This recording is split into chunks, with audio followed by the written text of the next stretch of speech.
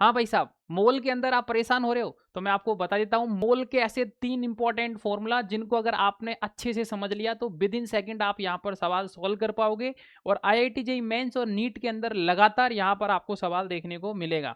तो 3 इंपॉर्टेंट फॉर्मूले हैं, मैं आपको देता हूँ। मोल बराबर वेट अपॉन मॉलिक्यूलर वेट। जब भी आपको कभी मान लो मास दे दिया होगा तो मॉलिक्यूलर वेट से डिवाइड कर देना, आपका मोल की वैल्यू निकल के आ जाएगी।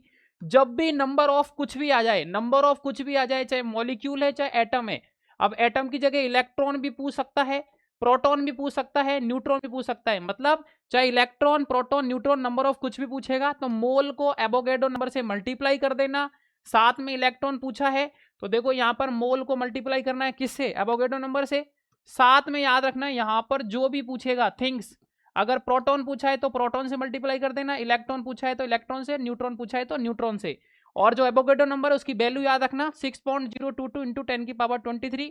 मोल जो होता है वो गिवन वॉल्यूम अपॉन 22.4, लेकिन याद रखना लीटर में होता है। कब? जब एसटीपी मतलब स्टैंडर्ड टेम्परेचर प्रेशर है। तो पता कब चलेगा?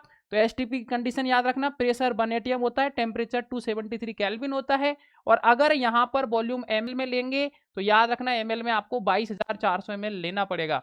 अगर ये 3 फॉर्मूला याद कर लिए तो बहुत ही आसानी से आप मोल का सवाल सॉल्व कर पाओगे। ट्रिक अच्छी लगी है, लाइक करो, शेयर करो अपने दोस्तों के साथ।